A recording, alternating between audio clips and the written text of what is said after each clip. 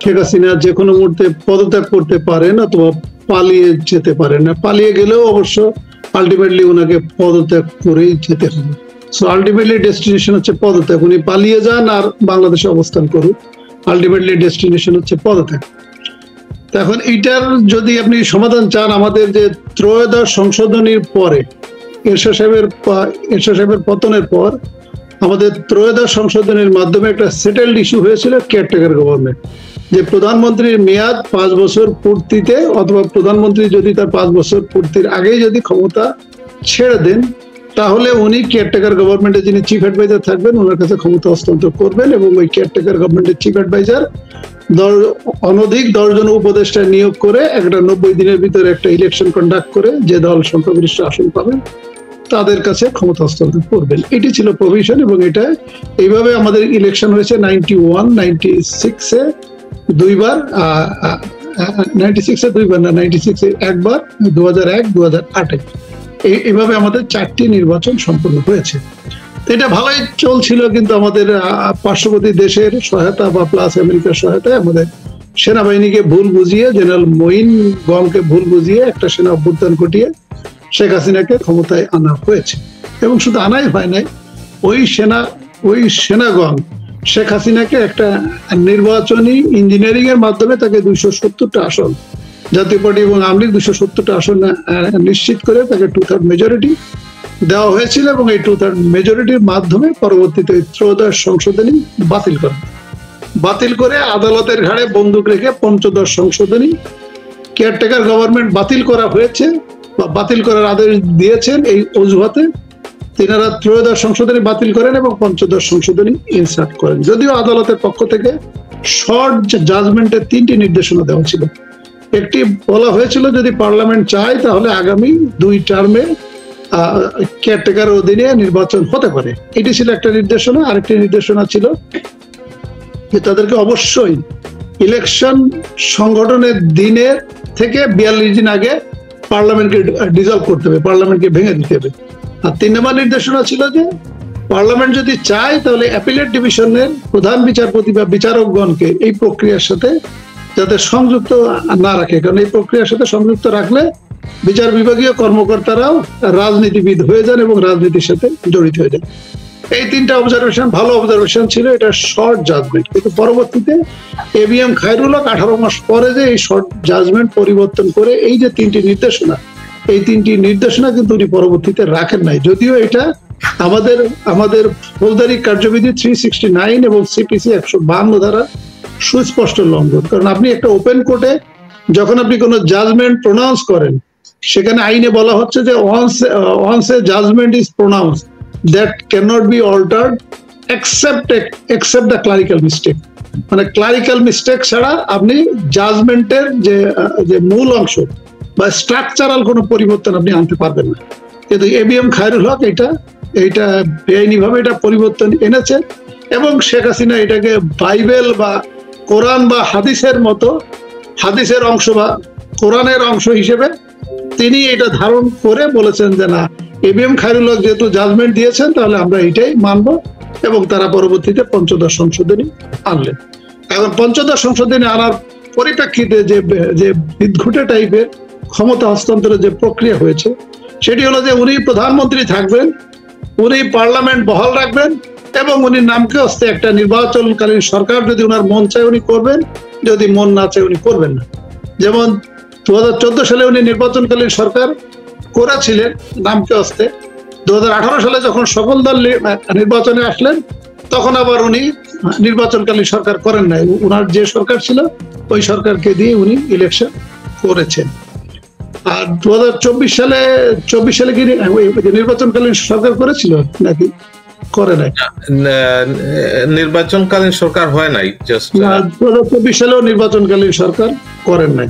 এখন প্রশ্ন হলো যে এখন যে ফর্মে শেখ হাসিনা পঞ্চদশ সংশোধনীটা করেছে, এটা পৃথিবীর ইতিহাসে মানে বিরল একটা ক্ষমতা হস্তান্তরের প্রক্রিয়া। কারণ পৃথিবীর কোনো দেশে পার্লামেন্ট বহাল রেখে কখনো পার্লামেন্ট নির্বাচন হয় না, মানে অ্যাটলিস্ট আমার জানা নাই যে কোনো দেশে এই ধরনের সিস্টেম আছে কিনা। তার মানে উনি অনন্তকাল ধরে বা উনি আমৃত্যু প্রধানমন্ত্রী থাকবেন, উনি নামকে হস্তে একটা নির্বাচন করবেন এবং সবাই এসে আপনার একটু ডুগডুগি বাজাবেন এবং একটু পুতুল নাচ খেলবেন, খেলে উনাকে আবার প্রধানমন্ত্রী রাখবেন। কেউ যদি এমপি আসতে চায় এমপি আসবেন, কেউ যদি পাতানো বিরোধী দল হতে চায় বিরোধী দল হবে। এইটা হচ্ছে এখন সংবিধানের প্রভিশন। যদিও আমাদের এই একইভাবে এই ফর্মুলা এরশাদের সময়ও ছিল। এই এরশাদ তখন রাষ্ট্রপতি হিসেবে সরকার প্রধান ছিলেন, সরকার প্রধান এবং রাষ্ট্রপ্রধান দুইটি একসাথে ছিল। ওই সময়ও একই প্রভিশন ছিল যে যে কোনো অন্তর্বর্তীকালীন সরকার বা কেয়ারটেকার গভর্নমেন্টের প্রভিশন ছিলেন না। এখন আপনাকে যদি আমি সংক্ষেপে আনসার করি, যেহেতু আইনের বিষয়ে টেকনিক্যাল বিষয় যদি লম্বা করে বলি আপনার দর্শক শ্রোতারা হয়তো অত বুঝতে পারবে না। সেটি হলে এখন এইটার যেহেতু এখন যে পঞ্চদশ সংশোধনী যেটা এসেছে, এখনো যেহেতু এটা আদালতে চ্যালেঞ্জ হয় না বা আদালত থেকে এখনো বাতিল করা হয় না, তার মানে আমার সংবিধান এই পঞ্চদশ সংশোধনী যেটা আছে সেটাই আমাকে সংবিধান হিসেবে ধরতে হবে। এই ক্ষেত্রে এখন এটা সম্ভাব্য সমাধান হচ্ছে তিনটি উপায়ে এই সম্ভব সমাধান করা যেতে পারে। সবচেয়ে সহজ যে সমাধান হচ্ছে, যেহেতু বিএনপি তথা ৬২টা দল তারা কেয়ারটেকার গভর্নমেন্ট যেটা সেটেল ইস্যু ছিল তারা সেই ফর্মে ফেরত যেতে চায়। এটাও কিন্তু খুব একটা হার্ড কোনো ইস্যু না। আপনার তো খেয়াল আছে 96-এ বিএনপি 15ই ফেব্রুয়ারি যে নির্বাচনটা করার পরে শুধুমাত্র কেয়ারটেকার গভর্নমেন্ট বিলটা পাস করার জন্য তারা সম্ভবত, আমার যদি ভুল না হয়ে থাকে, 14 বা 15 দিনের জন্য পার্লামেন্টের অধিবেশন বসিয়েছিল এবং এই পার্লামেন্টে 2/3 মেজরিটি দিয়ে এই কেয়ারটেকার গভর্নমেন্টের ত্রয়োদশ সংশোধনী করে কেয়ারটেকার বিলটা ইনসার্ট করেছিল। তাহলে এখন যেটা হতে পারে, যে অপশনটা হতে পারে, প্রথম অপশন 1, আমি আপনার দর্শক শ্রোতাদেরকে সহজে বোঝানোর জন্য, যেহেতু এটা আইনের বিষয়টা টেকনিক্যাল বিষয় অনেক সময় বুঝতে পারবে না। সো অপশন 1 হচ্ছে, এখন এই মুহূর্তে শেখ হাসিনা যদি তার পার্লামেন্ট বহাল আছে, আমরা যদিও বলছি যে পার্লামেন্ট অবৈধ অসাংবিধানিক, বাট বাস্তবতা হলো সেটা সাংবিধানিক হোক আর অসাংবিধানিক হোক আর অবৈধ হোক, বাট পার্লামেন্ট একটা বহাল আছে এবং 18 কোটি জনগণকে আমাদের যে কোনো ফর্মে মানতে বাধ্য করা হচ্ছে। তা আমরা ধরে নিলাম যে পার্লামেন্টটা বহাল আছে। তো পার্লামেন্ট যেহেতু বহাল আছে, তাহলে শেখ হাসিনার সবচেয়ে সহজ উপায় হচ্ছে একইভাবে একটা বিল উত্থাপন করে, বিল হয়তো রেডি আছে আগের যে কেয়ারটেকার গভর্নমেন্ট ওইটাই করতে পারে, অথবা 19-20 একটু সংশোধনী করে এটি পার্লামেন্টে বিলটা উত্থাপন করলে এটা একদিনেই এই কেয়ারটেকারের বিল ইনসার্ট করে 18তম সংশোধনী আনা যায়। আমাদের 17টা সংশোধনী ইতিমধ্যে হয়ে গিয়েছে, 18তম সংশোধনী করলে এটা কেয়ারটেকার গভর্নমেন্টের বিল চলে আসে এবং শেখ হাসিনা পদত্যাগ করলে তখন কেয়ারটেকার গভর্নমেন্টের যিনি চিফ অ্যাডভাইজার থাকলেন এবং যেভাবে সংবিধানে ইনসার্ট করা হবে 10 জন বা 20 জন উপদেষ্টা নিয়ে একটা মন্ত্রী পরিষদ বা নির্বাচনকালীন সরকার করে একটা ইলেকশন প্রক্রিয়া সম্পন্ন করে শান্তিপূর্ণ উপায়ে এটা হস্তান্তর করা সম্ভব। যদিও ইলেকশনের আগে 2024, 2018, 2014 3বারই শেখ হাসিনাকে বিরোধী দলের পক্ষ থেকে অনবরত অনুরোধ করা হয়েছিল, কিন্তু প্রতিবারই উনি এটাকে রিফিউজ করেছেন। উনি বলেছেন না, ওনার সংবিধানে পঞ্চদশ সংশোধনের পরে যেটা সংবিধান হয়েছে, it has become like the part of Quran অথবা পার্ট অফ বাইবেল। এই কারণে তারা সংবিধানে দাড়ি কমা সেমিকোলন চেঞ্জ করতে পারবেন না। সো এটি হচ্ছে অপশন 1।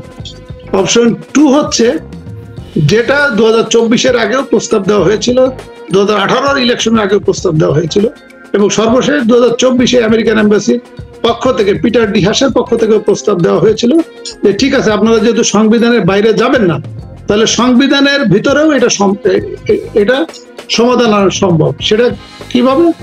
সেটি হচ্ছে যে পার্লামেন্টে যে 300 জন এমপি আছে, তখন বলা হয়েছিল যে GM কাদেরের যেহেতু একটা মোটামুটি গ্রহণযোগ্যতা আছে এবং বিএনপির পক্ষ থেকেও একটা ক্লিয়ারেন্স দেওয়া হয়েছিল যে GM কাদেরকে যদি প্রধান উপদেষ্টা বা প্রধানমন্ত্রী করা হয় তাহলে তাদের পক্ষ থেকে কোনো আপত্তি নাই। যদিও আমি এটা নিশ্চিত না, বাট আমি আনঅফিসিয়ালি যেটা শুনেছিলাম যে এরকম একটা প্রস্তাব পিটার ডি হাসের পক্ষ থেকে দেওয়া হয়েছিল এবং বিএনপির পক্ষ থেকে বা অপোজিশনের পক্ষ থেকে বলা হয়েছিল যে ঠিক আছে, এটা একটা সমাধান হতে পারে।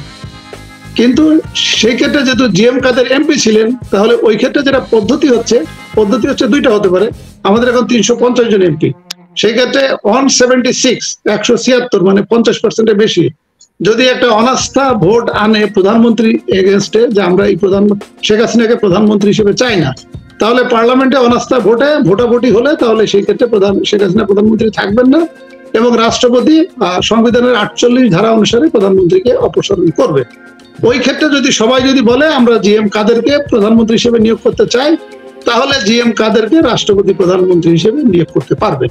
অথবা আওয়ামী লীগ যদি বলে যে আমরা GM কাদেরকে আমরা প্রধানমন্ত্রী হিসেবে নিয়োগ করবো না, তাহলে আওয়ামী লীগ যেহেতু সংখ্যাগরিষ্ঠ দল এই পার্লামেন্টে, তাহলে আওয়ামী লীগের যে 225 জন বা 30 জন এমপি আছে, এই এমপিদের ভিতর একজন যদি বিএনপি তথা বিরোধী দল যদি কোনো আপত্তি না জানায় যে ঠিক আছে এই 225 জনের ভিতর অমুক ব্যক্তিকে যদি প্রধানমন্ত্রী নিয়োগ করা হয় আমাদের কোনো আপত্তি নাই, তাহলে সেই ব্যক্তিকে রাষ্ট্রপতি প্রধানমন্ত্রী হিসেবে নিয়োগ করতে পারেন।